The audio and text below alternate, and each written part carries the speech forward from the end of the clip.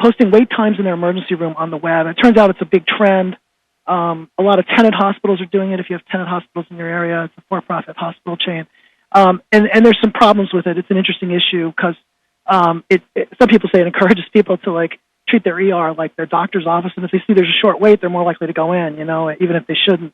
But a lot of hospitals are doing it as part of this whole transparency that hospitals are undergoing, trying to make their inner workings more transparent. Okay.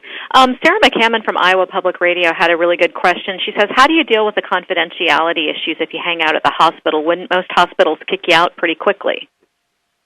Okay, so the way you get around confidentiality is if the patient wants to talk to you, they have total right to talk to you. And you always say to the hospital, would you please ask the patient if they want to talk to a reporter? And if they shouldn't be reluctant on doing that, they're just asking. And really, if the patient wants to do it, there is no shred of HIPAA, the federal privacy law, that prevents them from doing it. And it's really getting to the patient either through their family. The family, you can get through the family, call the family members and get it that way, or you can get it through the hospital. But yes, hospitals are very manipulative, and they try to keep everybody out, and they can be a real pain in the ass to deal with. And what you talk about is a real problem. But I think another suggestion: just call the patient's room. When we were working on King Group, we had heard about a patient who was in there for meningitis who had gotten an anti-cancer medicine, and hospital wouldn't discuss it. We just called his room, and he totally talked to us. And so that the hospital admitted the mistake and told him not to talk about it.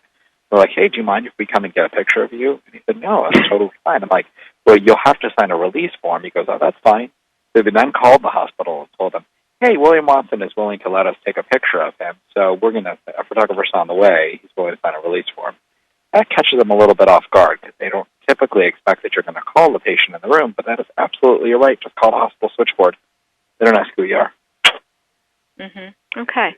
Angela Hatton wants to know, she says, Carl, you mentioned nonprofit and for-profit hospitals. What about that third category, government-run hospitals? What's the best avenue for information on those facilities? Okay, so a couple things.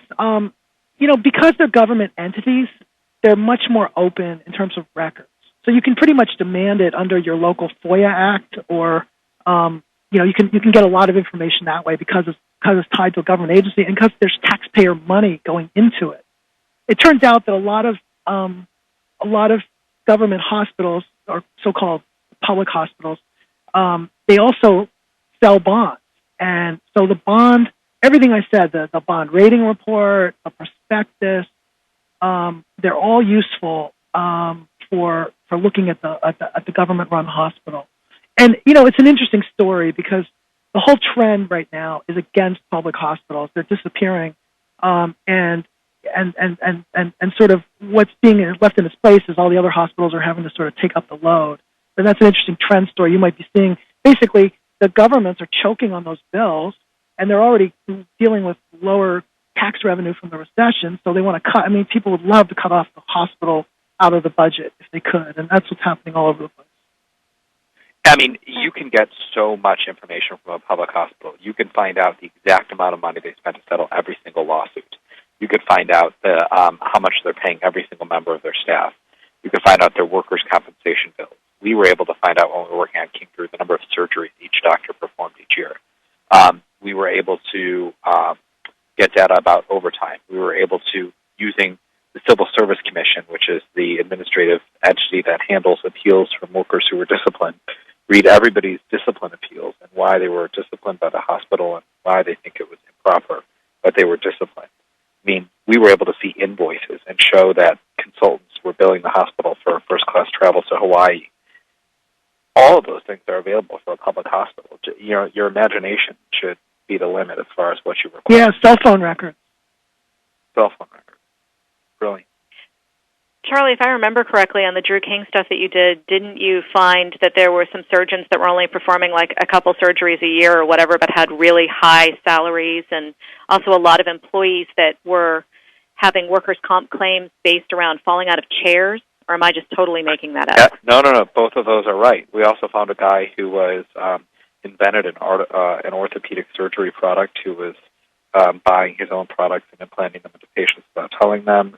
We found a radiologist who was billing for working 24 hours a day, 7 days a week for 52 weeks a year. So, it's all there. You just have to ask for it. It's really not. We're going to wrap it up in just a minute. Sarah McCammon has one last final question. She says, if you're in a large metro area, or if, like Sarah, you're at a statewide network, you're covering an entire state or a region, how would you prioritize which hospitals to scrutinize? Oh, I love that question. Well, I start with the largest, and I would look at the largest by revenues, and I would look at maybe who are the academic medical centers, the so-called teaching hospitals that have med students and have all kinds of stuff going on. They tend to be a little more interesting than the community hospitals, but I would start with the top and see who the biggest ones are and sort of go work my way down. Great. I have a slightly different suggestion, which is you join HCJ and you access the data and you start sorting it. I would start with the ones that are the outliers and the ones that jump out at you as either having the worst rates or the best rates, because just because a hospital isn't the largest doesn't mean that there aren't great stories there. And I know that Carl wasn't suggesting that, but I think you can start with some of the data figures in terms of quality or satisfaction and work your way from there. Okay. Charlie and Carl, I want to thank you guys for this. This has been really great. Appreciate you taking the time out to explain some of this to us and give us some ideas. I'm sure some story ideas, and folks may be leaving the webinar in just a second. Please don't leave yet because I have one thing left to tell you. Leaving the webinar in a minute to start picking apart 990s and that sort of thing. Keep in mind, everybody that's on the call, that the 990 tip doesn't only work just for hospitals. It works for all kinds of nonprofits, and you can find some really interesting threads in there that reach into other reporting beats that you might have at your individual stations. So thank you, guys. We really appreciate it. Sure. And it was fun. Thank you. What I wanted to just tell everybody on the call before we conclude the call is we've got another webinar coming up on Monday, January 31st at 2 o'clock Eastern Time. It's preparing to cover disasters, and we're going to hear from two news directors who have firsthand experience with disasters in their community. We're going to talk about their lessons learned, how to prepare your newsroom for crisis coverage, and how the news staff can be effective ambassadors for disaster readiness at their stations. You're going to see an invitation via Newslink and the other usual ways from George Bedarky at PRNDI, but you can also contact George. His email address is there at the bottom of the screen to find out more information about that and sign up for that. So thank you, Charlie. Thank you, Carl. And thanks, everybody, for attending the webinar today. And we'll have the slides posted on the PRNDI website as soon as we can get them up. Bye, guys.